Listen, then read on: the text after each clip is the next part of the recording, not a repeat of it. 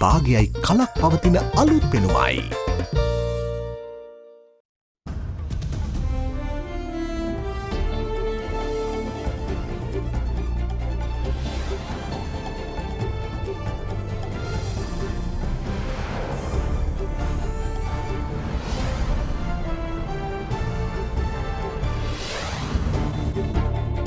Tonight, conditional respite. Revised health guidelines issued as Sri Lanka awaits a 3-day window of relaxed restrictions. Happy milestone. The island's total COVID recoveries passed 200,000. The government also hopeful of an AstraZeneca delivery within the first 2 weeks of July. Roaring suspicion. Sri Lanka Veterinary Association dispels fears of animal to human COVID transmission. It's a myth, it's wrong things. There should not be any panic among the people that we can get this COVID-19 virus from animals to the human. Toxic ship. More and more sea creatures wash ashore in the Express Pearl disaster aftermath, while the UN says it caused significant damage to the planet. All that and much more coming up on First at 9. This Sunday, the 20th of June, 2021. දසනකාන්තී චූර්ණය සහිත lever ආයිෂ් දන්තාලේපය දත්වල ඇති ප්‍රශ්න 10ක් වලකයි. From AdaDerana, this is AdaDerana First at 9. Live from Studio 24 in Colombo. Good evening and welcome to First at 9. I'm Dhammika Kanak. Now, Sri Lanka reached a happy milestone today with the country's COVID recoveries passing the 200,000 mark. There also seems to be a drop in the daily caseloads over the last few days, indicating that the travel restrictions may be having the intended effect. Since Sri Lanka began its national immunization program on the 29th of January, a total of 2.45 million people have received at least one dose of a vaccine against COVID-19. The Oxford AstraZeneca, Sinopharm and Sputnik vaccines approved by the National Medicines Regulatory Authority have been used to achieve this feat. Health authorities have been able to administer the second vaccine doses to people who received their first doses from the Sinopharm and Sputnik vaccines without veering too far from the scheduled date for the second dose. However, the same cannot be said about the administration of the AstraZeneca vaccine. Sri Lanka has so far received 1.26 million doses of the AstraZeneca jab, and out of which 925,242 were administered with the first dose. Then from that number, the second dose was given to 357,868 persons. This leaves 567,374 persons still waiting the second dose of AstraZeneca vaccine. But issues in the second dose rollout of the AstraZeneca vaccine is not limited to Sri Lanka. We have a huge number of countries, Karen, that have had to suspend their rollout of their second doses of vaccine. If I remember correctly, it's over 30 or 40 countries that could have been targeted for second doses of AstraZeneca vaccines, for example, will not be able to do that. We are now urgently trying to work with AstraZeneca itself, as well as SII, the government of India, to restart those shipments so that we can get those doses, those second doses, into those populations, because we are running to a longer interval than we would have liked in that regard. It's quite a list of countries, particularly in sub-Saharan Africa, but also parts of Latin America, parts of the Middle East, South Asia as well, that have all been hit hard by this. Some countries have been particularly hit hard, include those that surrounded India, like Nepal, Sri Lanka, others who suffered a severe wave of disease and were very, very desperate in trying to access doses. Donations are great in the short term. This is a short-term solution we are looking for in the face of a very imperfect market, where in this pandemic, only countries right now that have got the financial resources of producing the products actually have access to vaccines. And that's what we're trying to change, particularly in this period, June through September. With a gap of 600,000 doses of AstraZeneca vaccine to fill, State Minister of Production, Supply and Regulation of Pharmaceuticals Professor Channajai Sumana stated today that Sri Lanka will receive a batch of 264,000 doses of the jab next month. ලෝක සෞඛ්‍ය සංවිධානයෙන් COVAX වැඩපිළිවෙල යටතේ AstraZeneca එන්නත් මාත්‍රා 2,64,000ක් අපේ රටට ජූලි පළවෙනි සති දෙක ඇතුළත ලැබෙන්න නියමිතයි. අප විශේෂයෙන් ඉල්ලීමක් කරා ඒ 2,64,000ට අමතරව තවත් ලක්ෂ 3ක් පමණ අපට ලබා දෙන්න කියලා. මොකද දෙවන මාත්‍රාව ලබා ගැනීමට අපේ රටේ කණ්ඩායමක් බලාපොරොත්තු වෙන සිටින නිසා. In the meantime, Director General of the World Health Organization Dr. Tedros Ghebreyesus says that a two-track pandemic is now taking its toll on some of the world's poorest and most vulnerable people. Even after 18 months, the ineffective use of public health and social measures, increased social mixing and vaccine inequity continue to give COVID-19 an opportunity to mutate, spread and kill. The global failure to share vaccines equitably is fueling a two-track pandemic that's now taking its toll on some of the world's poorest and most vulnerable people. Every region has countries that are now facing a steep increase in cases and deaths. The WHO chief also stressed that any vaccine donations made to its COVAX facility next year will be far too late for people who are at risk at present. Vaccines donated next year will be far too late for those who are dying today or being infected today or at risk today. Our global targets are to vaccinate at least 10% of the population of every country by September, at least 40% by the end of the year, and 70% by the middle of next year. These are the critical milestones we must reach together to end the pandemic. The island saw 77,562 vaccinations yesterday. The figure includes the administration of both the first and second doses. Meanwhile, 2,248 fresh COVID-19 infections were confirmed across the country yesterday. The Western Province accounted for the most, with 1,242 new cases. The Kalutara district confirmed 424 cases, the highest reported from any district. At the end of the spectrum, the Anuradhapura district had the lowest infections of COVID-19 with just 3 cases.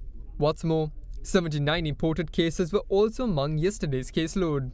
In the meantime, the country's COVID-19 related fatalities rose by 47 yesterday to 2,581. As for COVID recoveries, there were 1,996 confirmed today, taking the overall tally to 201,389.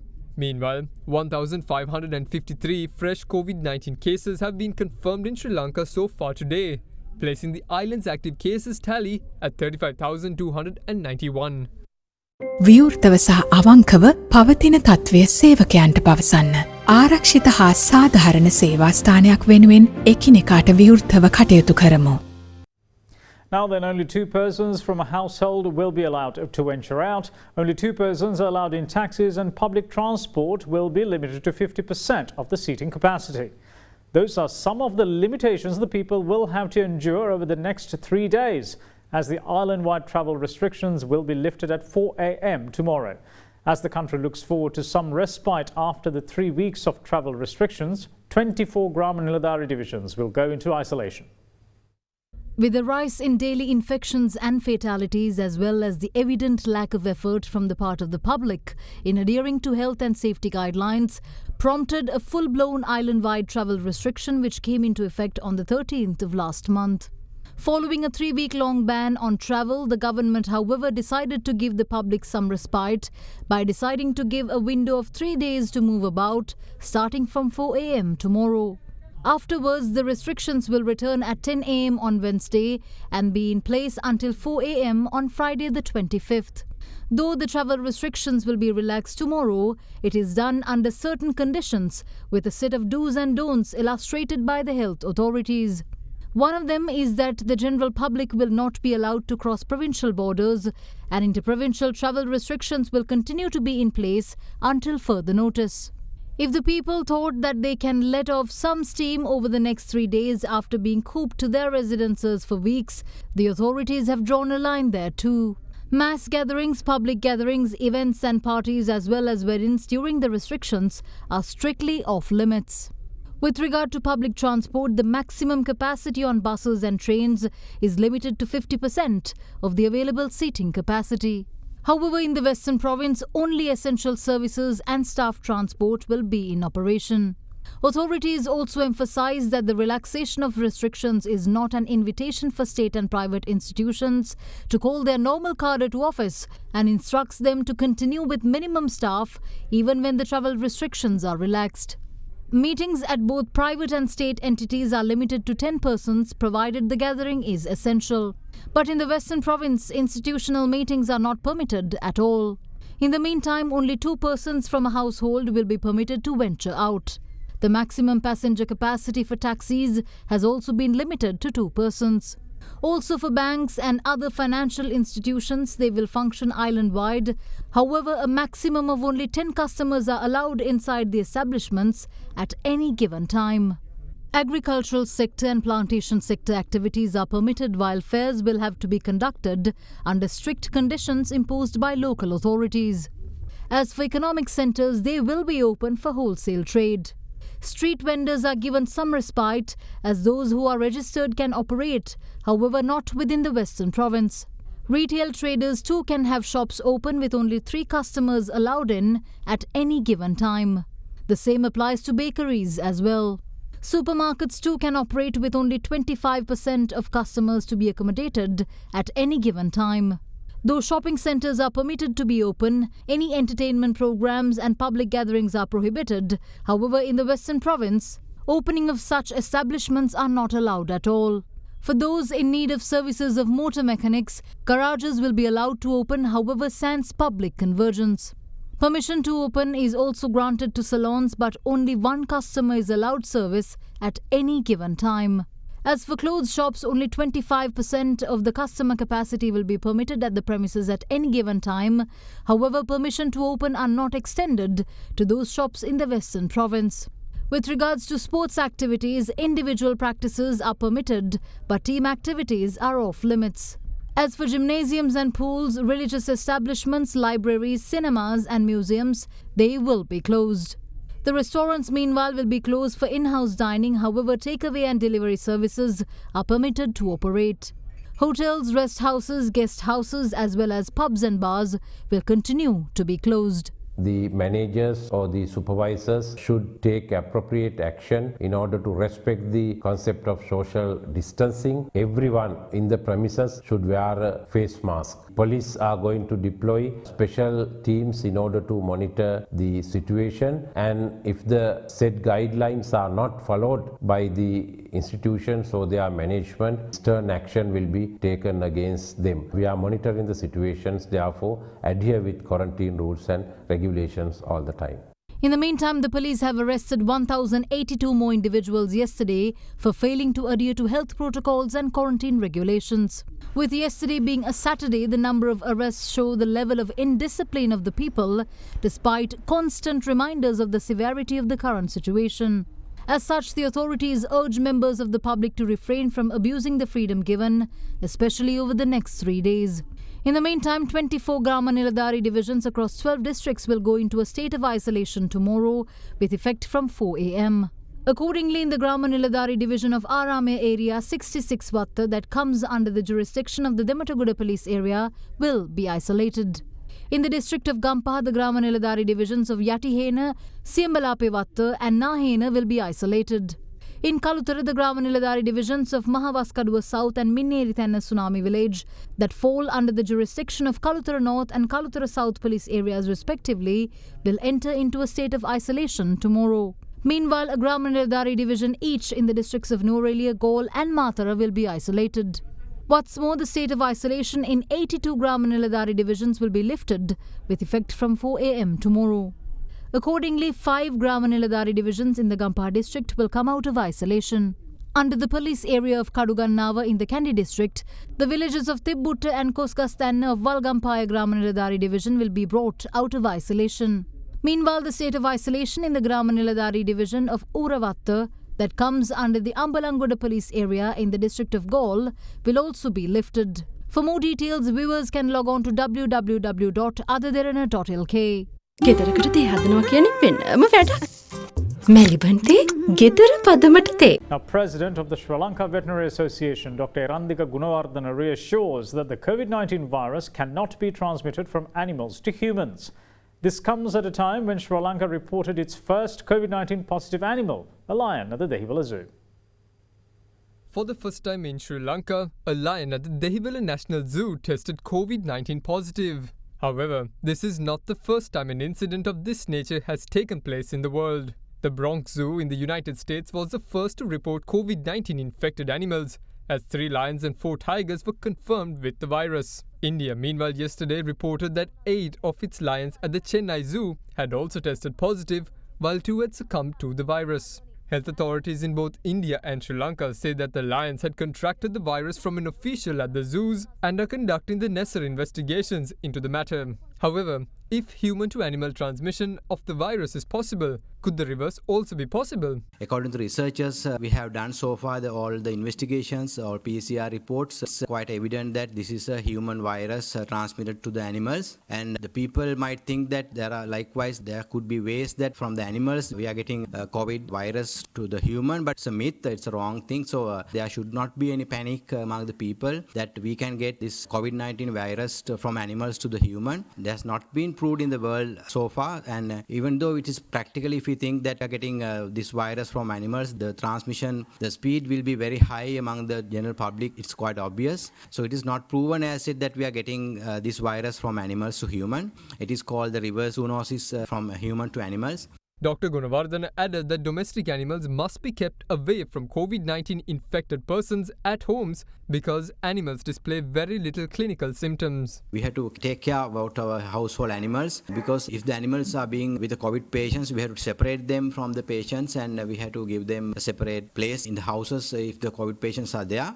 That way we can prevent the animals getting this virus from the human to animals. And even the animals are getting this virus from human, they don't show a lot of clinical signs, and sometimes they get the small clinical signs like sneezing and runny nose and matter discharge from eyes, those kind of stuff, and respiratory difficulties. So if you have any animal at home with COVID patients, what we can do is we can get those animals to the veterinarians and get their advices. Now, more and more carcasses of marine animals continue to wash ashore in various parts of the country in the aftermath of the Express Pearl disaster. Dead sea turtles, dolphins and even whales have washed up along the island's coastline. A UN report on the incident is expected to be produced with key findings and recommendations. Now, with that being the case, UN Resident Coordinator in Sri Lanka, Hannah Singh Hamdi, has said that the incident has caused significant damage to the planet. Carcasses of marine animals continue to wash ashore in the aftermath of the MV Express Pearl disaster. The localities where the carcasses wash ashore is not limited to the southwest, as dead animals were seen on the shores of the east coast as well. 3 dead sea turtles and a dolphin had washed up on the beaches in the area of Kirankulam within the police area of Kathankudi in Batticaloa. Meanwhile, carcasses of 2 dead turtles had washed ashore in the coastline of Tirukkovil in the Ampara district, while 1 dead sea turtle had washed ashore in Pothuwil. There were gut-wrenching scenes on along the Pandirupu coastline too, also in the Ampara district, as the carcass of another sea turtle had washed ashore there as well. What's more, a dead whale had washed ashore in Karandikuli in Mana. The carcass also had burn marks. The coastline of Balapitia was the scene of another dead sea turtle. Though the site of these dead animals is well documented, it is still uncertain whether the Express Pearl fire and the environmental disaster which ensued is directly linked to the deaths. In the meantime, 4 experts from the United Nations team of oil spills and chemicals provided by the European Union met with State Minister of Coast Conservation Dr. Nalaka Godeheva at the Uswetakeyawa beach today. An independent UN report on the incident is expected to be produced with key findings and recommendations on short-term response measures and long-term recovery planning and submitted to the government. Meanwhile, UN Resident Coordinator in Sri Lanka, Hannah Singh Hamdi, has said that the Express Pearl disaster has caused significant damage to the planet. In a communique, she noted that in addition to the damage caused to the planet by the release of hazardous substances into the ecosystem, the incident also threatens lives and livelihoods of the population in the coastal areas.